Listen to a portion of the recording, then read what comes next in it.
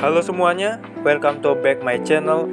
Dan di video kali ini saya akan membahas materi yang bernama UUD NKRI 5 Juli 1959 sampai 19 Oktober 1999. Oke, tanpa basa-basi lagi, langsung saja ke materinya. Check it out.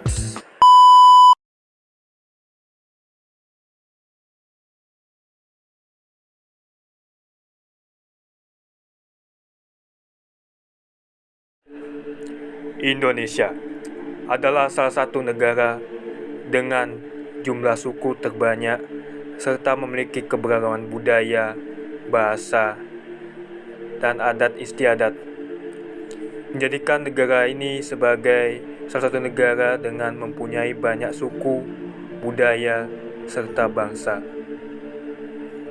Selain dari itu, Indonesia adalah salah satu negara dengan kayanya sejarah pada peristiwa masa lampau. Sehingga, sebagai penerus bangsa harus mengingat kembali peristiwa sejarah pada masa lampau. Dan pada materi kali ini, saya akan membahas sejarah Undang-Undang Dasar NKRI 5 Juli 1959 sampai 19 Oktober 1999. Sejarah Demokrasi Pancasila UUD NKRI tahun 1945, 5 Juli 1959 sampai 19 Oktober 1999 adalah suatu demokrasi di Indonesia yang memuat pada keputusan politik untuk dijalankannya secara langsung. Nah, apa sih demokrasi itu? Kata demokrasi berasal dari bahasa Yunani yang berarti demos, yang artinya rakyat. Sedangkan kraten atau disebut dengan krasi yang artinya pemerintah. Jadi, demokrasi itu adalah suatu kekuasaan tertinggi yang dipegang oleh rakyat untuk berpartisipasi dalam pengambilan keputusan politik baik secara langsung maupun melalui perwakilan rakyat. Contoh dari demokrasi ini adalah pada saat kegiatan pemilihan umum, yaitu pemilihan pilpres atau pilkada. Demokrasi di Indonesia dibagi menjadi 4 periode. Yang pertama, pada masa 1945 sampai 1959 yang diwujudkan sebagai Republik Indonesia pertama berupa demokrasi parlementer yang didasari 3 Undang-Undang Dasar berturut-turut, yaitu Undang-Undang Dasar 1945, Undang-Undang 1949, dan Undang-Undang Dasar 1950. Yang kedua, pada masa 1959 sampai 1965 yang diwujudkan sebagai Republik kedua dengan demokrasi terpimpin yang didasari Undang-Undang Dasar 1945. Yang ketiga, pada masa 1965 hingga sekarang yang diwujudkan sebagai Republik Indonesia ketiga dengan demokrasi Pancasila yang didasari oleh Undang-Undang Dasar 1945. Nah, pemikiran ini disampaikan langsung pada tahun 1970 dan ditambahkannya masa Republik ketiga periode antara tahun 1965 sampai 1998.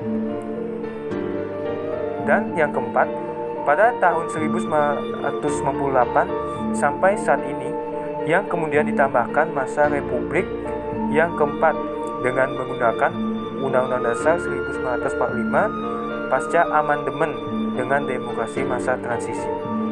Selain keempat periode tadi, adapun perubahan konstitusi Undang-Undang Dasar NKRI 1945 yang dibagi menjadi 6 tahap, yaitu periode pertama pada tanggal 18 Agustus 1945 sampai 27 Desember 1949 yang mengalami beberapa peristiwa seperti Indonesia tergabungnya dengan Federasi Republik Indonesia Serikat atau disebut dengan RIS.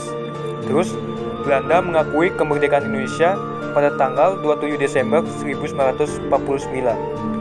Terus Indonesia mengalami masa revolusi fisik untuk mempertahankan kemerdekaannya. Terus KNIP ditetapkan sebagai pembantu presidennya.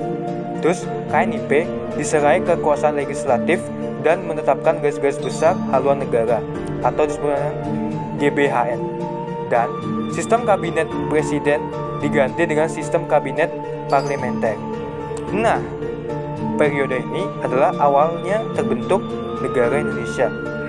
Nah, setelah itu pada periode yang kedua, pada tanggal 27 Desember 1949 sampai 17 Agustus 1950 yang mengalami beberapa peristiwa seperti masa berlakunya Konstitusi Republik Indonesia Serikat atau disebut dengan RIS yang menetapkan sistem pemerintahan parlementer dengan Perdana Menterinya sebagai kepala pemerintahan.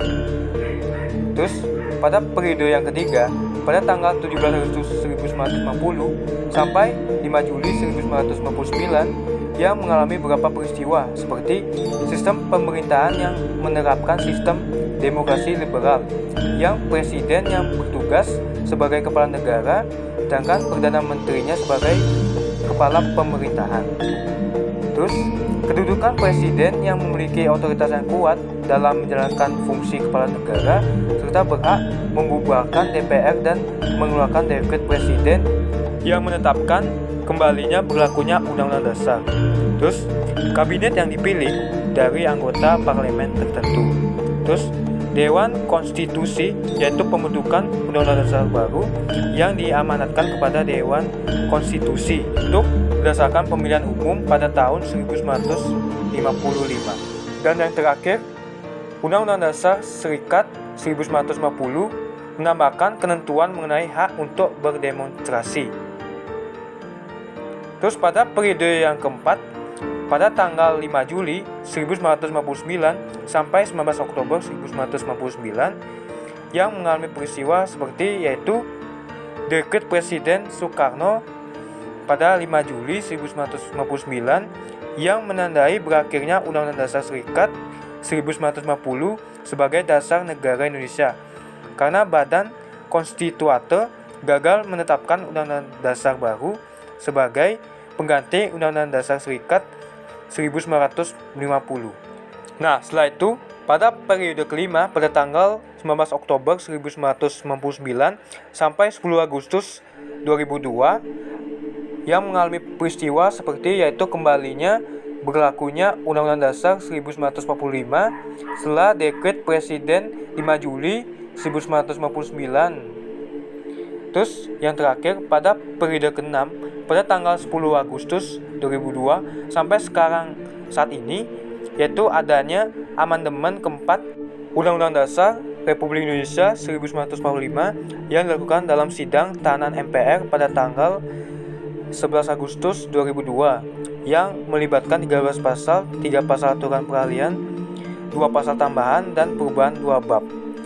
Nah, dari ke-6 tahapan tadi dapat perlu diketahui bahwa sebuah konstitusi pernah berlaku di Indonesia yang menganut prinsip demokrasi deliberatif yaitu adanya ruang publik untuk terlibat sehingga dapat memungkinkan adanya pertemuan yaitu masyarakat dengan para perumus amandemen konstitusi. Dengan hal ini, masyarakat berperan dalam proses pengambilan keputusan pada negara. Nah, itulah pembahasan kali ini mengenai materi Undang-Undang Dasar NKRI 5 Juli 1959 sampai 19 Oktober 1999 dan semoga materi ini bermanfaat bagi kita semua serta menambah wawasan untuk mempelajari sejarah ini. Dan jika ada kekurangan atau salah kata, saya mohon maafkan dan saya ucapkan terima kasih dan sebesar-besarnya. Terima kasih.